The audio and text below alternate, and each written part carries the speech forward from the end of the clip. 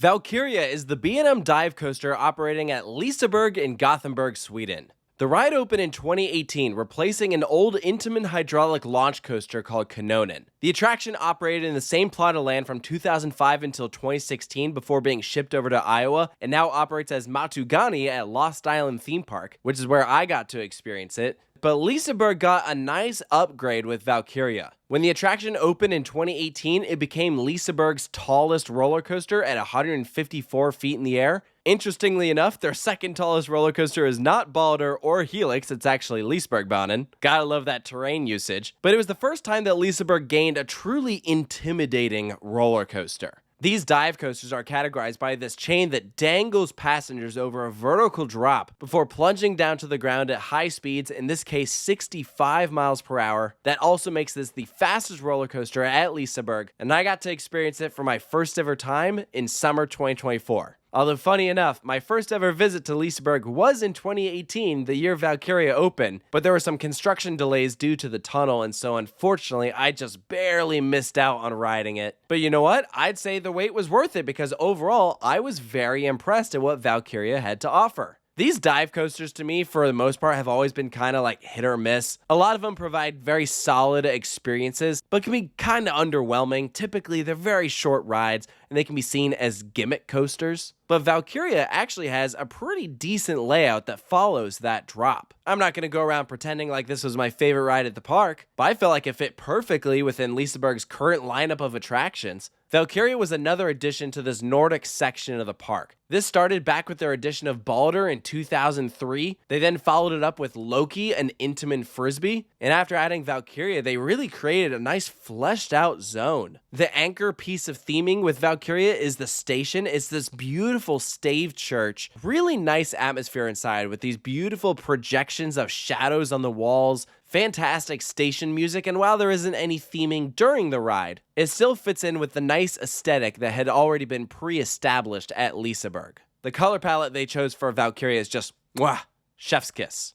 Now, in terms of a ride experience, passengers are going to board one of 3 rows, a total of 18 passengers per train, so that's 6 seats across. Valkyria is one of the dive coasters that features a vest restraint. These started becoming the new norm for dive coasters going all the way back to Valraven in 2016. And unlike some of B&M's older vest restraints, these vests do not lock. I found them to be pretty comfortable. Now, does it reduce the airtime you get on the drop? Up for debate. I never minded the original restraints on dive coasters. It did allow for a lot of airtime, but it also made it a bit more susceptible for headbanging. Luckily though, Valkyria is exceptionally smooth. In today's day and age where you never know if a new B&M coaster is going to be rough, shaky, or whatever, rest assured, some of those older B&M coasters are still running like a dream. As of when this video is being made, Valkyria is 7 years old, and it feels like it could have opened yesterday. I was very impressed on how the trains felt snug against that track. It was like you were gliding through the air the whole time.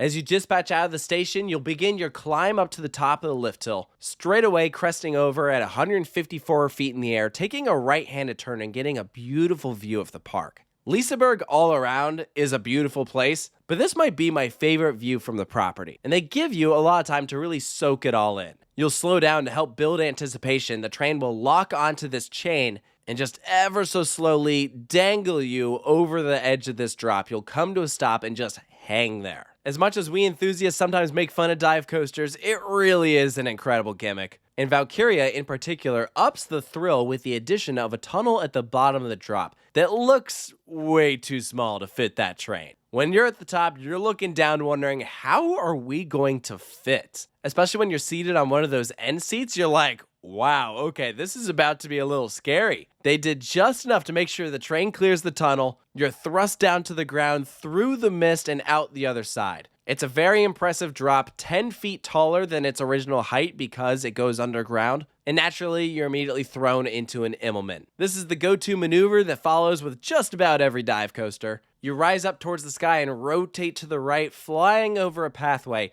and straight into an overbanked turn that ducks underneath the lift hill. The profiling on this turn is so nice. When you're seated on the far left seat, it is insane how close you get to missing that lift hill. Like, we're talking probably inches of space. And I think a lot of that comes down to that Liseberg just doesn't have a lot of land. This is a theme park in the middle of Gothenburg. They have to get creative with any new attractions, and that includes their new for 2025 Huss breakdance that they fit right in the middle of Valkyria's helix. So naturally, during my rides, I did not get to experience this, but seeing how they managed to fit in another ride now underneath Valkyria is so impressive because the back half of this layout already goes over existing buildings. I don't know how they managed to fit this ride in a space that used to be occupied by Matugani. Hats off to the design team, they killed it with placement. From this overbank, you'll enter a 0G roll that passes over another section of track, and you'll take this low to the ground right-handed turn. And I'm not gonna lie, I gray out a little bit during this moment. It's actually a relatively tight maneuver. As you rise up, you're going to take this left-handed twist, switching directions, no airtime, but still fun. And then you just gradually roll over to the left into your final inversion, a heartline roll. And this is another great near miss on Valkyria. It's a moment that reminds me actually a lot of X-Flight at Six Flags Great America, how the design of the supports is not only like structural reinforcement, but also acts as a total head chopper. Once again, you're like, is this train really gonna fit?